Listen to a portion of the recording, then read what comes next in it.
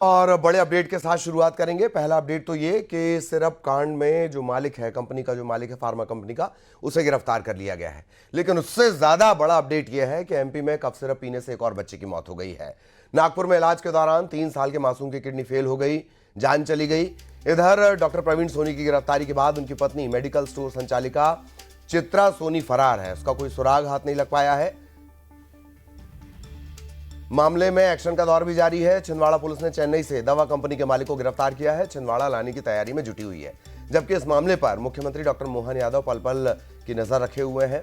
CM हर एक चीज की जानकारी ले रहे हैं। इसी कड़ी में अब से थोड़ी देर में मुख्यमंत्री डॉक्टर मोहन यादव नागपुर जाकर अस्पताल में भर्ती मासूम बच्चों और उनके परिजनों से मुलाकात करेंगे।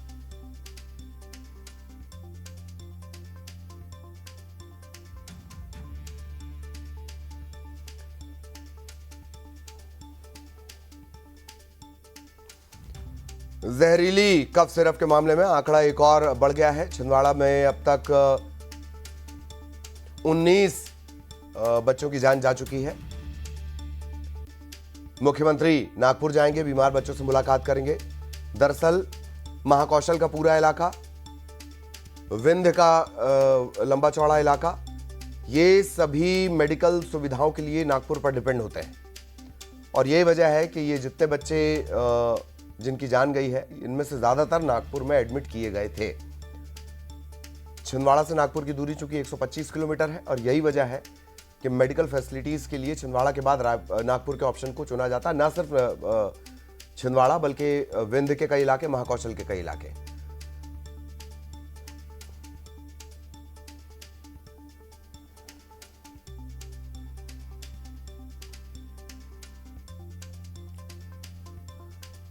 तो मध्य प्रदेश में जहरीली कफ सिरप पीने से एक और बच्चे की जान चली गई है। नागपुर में इलाज के दौरान 3 साल के बच्चे की किडनी फेल हो गई और उसकी मौत हो गई। प्रवीण सोनी की गिरफ्तारी हो चुकी है। उसकी पत्नी जो मेडिकल स्टोर संचालिका है चित्रा सोनी, वो फरार है। कोई सुराग नहीं लग पाया है। इस मामले में एक्शन का दौर भी जारी है। छिंदवाड़ा पुलिस ने चेन्नई से जो दवा कंपनी का मालिक है उसे गिरफ्तार कर लिया है। और क्या बड़े अपडेट हैं वो जान लीजिए। पुलिस पूछताछ के बाद राजेश सोनी को छोड़ा गया है। पत्नी जो है चित्रा सोनी, वो फरार है। मेडिकल स्टोर चलाती है चित्रा सोनी।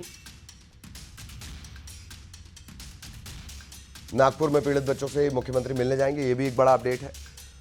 और कफ सिरप कांड में दवा कंपनी का जो मालिक है रंगनाथन, उसे चेन्नई से अरेस्ट कर लिया गया है। इसके साथ ही पुलिस ने कंपनी के सारे दस्तावेज भी जब्त कर लिए हैं। आरोपी की आज चेन्नई कोर्ट में पेशी की जाएगी और फिर ट्रांजिट रिमांड ली जाएगी, क्योंकि स्टेट चेंज हो जाएगा। उसे छिंदवाड़ा लाया जाएगा पड़ताल के लिए। आरोपी रंगनाथन ने अपना मोबाइल बंद कर दिया था। पुलिस ने साइबर सेल की मदद से उसे ढूंढा है। परिवार के मोबाइल को ट्रेस कर उसे गिरफ्तार किया गया, रंगनाथन को। तो ये एक बड़ा अपडेट इस वक्त। दवा कंपनी का जो मालिक है वो गिरफ्तार कर लिया गया है। छिंदवाड़ा उसे लाया जाएगा। फार्मा कंपनी का मालिक है रंगनाथन, तकरीबन 70 साल के आसपास इसकी उम्र। चेन्नई कोर्ट में पेश करने के बाद ट्रांजिट रिमांड ली जाएगी। ट्रांजिट रिमांड लेने के बाद इसे छिंदवाड़ा लाया जाएगा।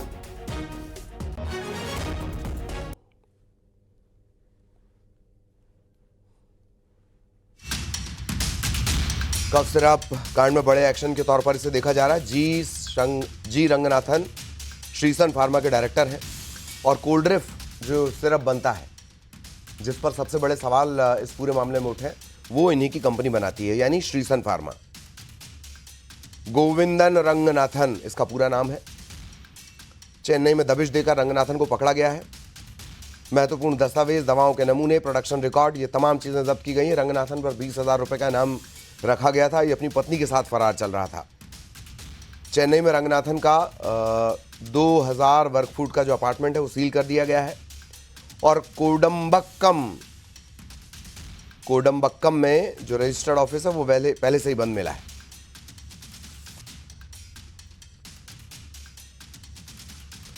मुख्यमंत्री आज नागपुर जाएंगे। वहां करीब 3 से 4 बच्चे भर्ती हैं, उनका हाल जानेंगे।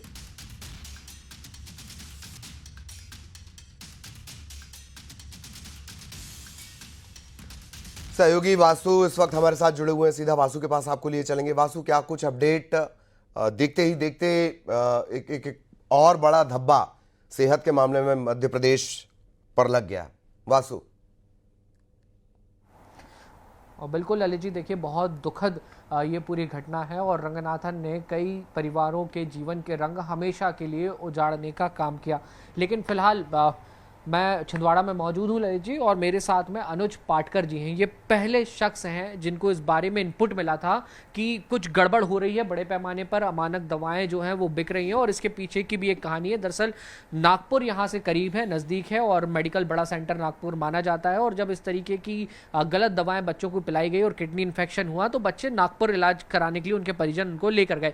वहाँ पे डॉक्टर राजेश अग्रवाल हैं जो पाटकर जी के पारिवारिक मित्र हैं। उन्होंने उस समय पे जब 2 से 3 एक तरीके के केसेस आए तो पाटकर जी को अलर्ट किया कि आपके क्षेत्र में कहीं कुछ गड़बड़ी चल रही है, इसको रोकने का काम कीजिए। और फिर इन्होंने अपनी जिम्मेदारी निभाई, पार्षद भी हैं, प्रशासन को बताया, लेकिन उतने सख्त कदम नहीं उठाए गए। अगर उठा लिए जाते तो आज ये जानें बच जाती। सर, क्या हुआ था, पूरा वाकया कैसे आपके संज्ञान में आया था? डॉक्टर राजेश अग्रवाल के पास में 2 केस ऑलरेडी थे, तीसरा भी वैसा ही केस आया और एक ही गांव के आसपास के लोग आए, तो उन्होंने चिंता के साथ मुझे फ़ोन लगाया।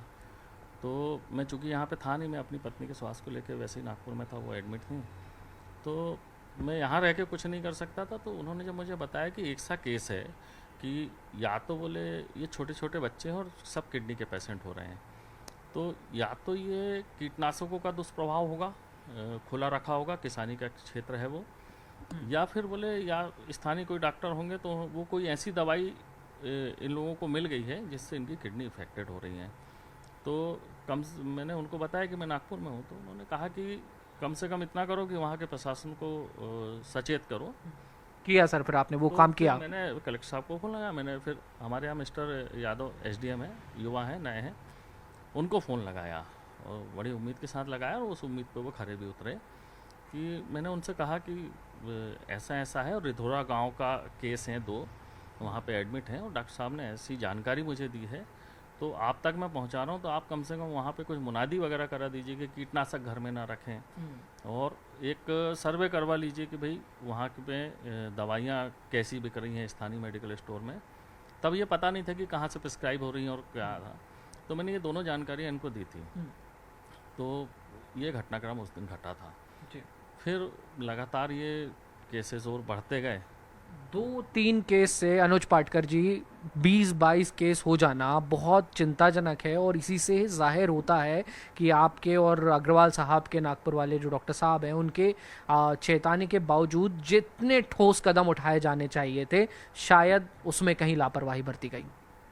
अब मैं लापरवाही तो नहीं कहूँगा, क्योंकि उसके अगले 3-4 दिन बाद ही कलेक्टर साहब ने ऐसे कफ सिरप पे बैन लगा लिया, तो स्वाभाविक है कुछ जांच कराई होंगी, कुछ प्रशासन ने काम किया होगा, उसके कारण ही ये सब फिर कदम उठाने चालू हुए। पर तब तक हम काफ़ी देर हो चुकी थी। और जैसा आपकी भी जानकारी में आप अभी अपन बात कर रहे थे, तो आपने बताया अभी कि 150 ये सिरप बिके। बहुत दुखद है कि 20-21 बच्चे अब हमारे बीच नहीं हैं जिन्होंने इसका सेवन किया था। 7-8 बच्चे नागपुर के अस्पताल में एडमिट हैं, ऐसा इनपुट है। 120 बच्चे जिन्होंने सिरप लिया है वो अभी भी कहीं ना कहीं हैं। ये बहुत चिंताजनक बात है। हाँ, मैंने कल हमारे माननीय स्वास्थ्य मंत्री राजेंद्र शुक्ल जी यहाँ पर आए हुए थे, तो मैंने उनसे भी ये मांग रखी है कि चूँकि चलिए मैं थोड़ा सा आपको रोकना चाह रहा हूँ। मिथिलेश के पास लिए चलेंगे। मिथिलेश के पास भी कुछ बड़ा इनपुट है। मिथिलेश प्लीज। ललित, इस वक्त नगर परिषद सम्मेलन की बैठक चल रही है, लेकिन बैठक शुरू होने के पहले ही जोरदार हंगामा शुरू हो गया। कांग्रेस के पार्षद हाथों में बैनर पोस्टर लेकर नगर परिषद सम्मेलन में पहुंचे। हालांकि सभापति ने उस बैनर पोस्टर को हटा दिया, कहा कि सदन की कार्रवाई में बैनर पोस्टर का इस्तेमाल नहीं किया जाए।